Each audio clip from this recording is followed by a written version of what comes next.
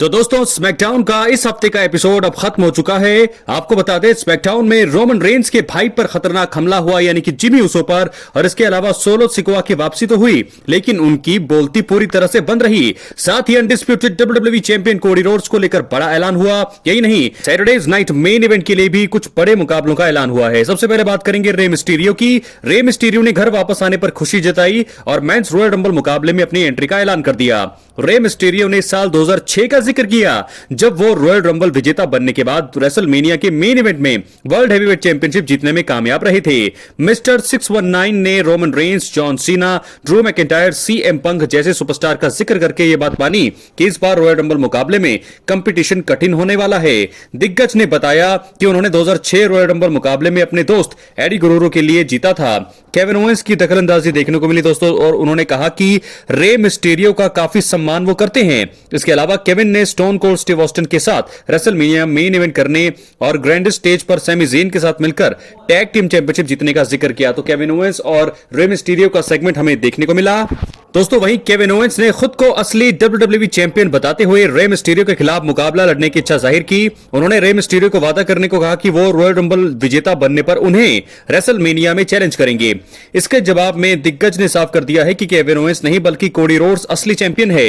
इसके साथ ही Rey Mysterio ने कहा है कि अगर रॉयल रंबल में वो और केविन ओवेंस जीतते हैं तो उन दोनों के बीच रेसलमेनिया में मुकाबला हो सकता है। इससे केविन ओवेंस का गुस्सा फूट पड़ा। इसके बाद रे मिस्टीरियो ने कहा कि प्राइज फाइटर भी ड्रू मैकिंटायर की तरह अजीब व्यवहार कर रही हैं और वो उन्हें अपने बेटे डोमिनिक मिस्टीरियो की याद दिलाते हैं। जल्द ही इन दोनों सुपरस्टार्स के बीच ब्रॉल देखने को मिला और दिग्गज यानी कि रे मिस्टीरियो ने केविन ओवेंस को रिंग के बाहर जाने पर मजबूर कर दिया। और दोस्तों उसके बाद इनके बीच मुकाबला भी हुआ जिसमें जीत हुई केविन ओवेंस की, और बाद में वो पाइल ड्राइवर हिट करने वाले थे रे मिस्टीरियो को, लेकिन कोडी रोड्स ने आकर रे मिस्टीरियो की वहां पर हेल्प करी, जिसके चलते स्मैकडाउन का जो है एक अच्छा मोमेंट हमें देखने को मिला। फिलहाल इसके बाद बता दें कि स्टोरी की, तो आपको बता दें सोलो सिकोआ की वापसी हमें देखने को मिली और ऐसा लगा कि वो प्रोमो देंगे लेकिन वो बिना कुछ कहे ही क्राउड के बीच से चले गए।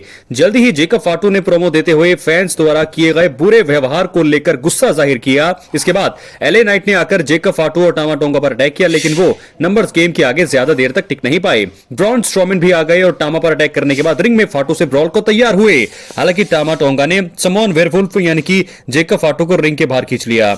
तो दोस्तों आपको बता दें जिस प्रकार सोलो सिकोआ का यहां पर सम्मान करती है डब्ल्यूडब्ल्यूई यूनिवर्स, तो आपने देखा होगा किस प्रकार जो है उनका निरादर किया, जिसके चलते वो बिना कुछ कहे ही ब्लड लाइन को बीच में छोड़ करके यानी कि जेकब फाटू टामा टोंगा को रिंग में छोड़कर ही चले गए हैं क्राउड के बीच में से, जो कि एक बहुत ही बुरा मोमेंट रहा सोलो सिकोआ के लिए। वो आए इतने टाइम के बाद और उसके बाद भी उन्होंने कुछ एक शब्द नहीं कहे और चुपचाप उनको फैंस का ऐसा बेकार समर्थन मिला जिसके चलते वो रिंग के बाहर चले गए हैं। और क्या वो जेकब फाटू और टामा टोंगा से दूर भी हो गए हैं क्या? यहां से आपको बता दें दोस्ती में जो इनके ग्रुप में दरार पड़नी शुरू हो गई है कि यहां पर देखना होगा कि क्या होता है, लेकिन यहां से ये चीजें तो हमें ये एंगल तो साफ देखने को मिल रहा है। जेकब फाटू ने प्रोमो दिया और अब आपको लगता है कि हमें जेकब फाटू जो है टामा टोंगा दोनों ही अब काम करते हुए नजर आ रही हैं सिवाय सोलो सिकोआ के। तो क्या होगा देखने वाली बात होगी अगले स्मैकडाउन के एपिसोड में हमें देखने को पता लगेगा। लेकिन हम बात करने वाले हैं अगली स्टोरी की तरफ जो जुड़ी है, आपको बता दें क्वीन शार्लेट फ्लेयर से।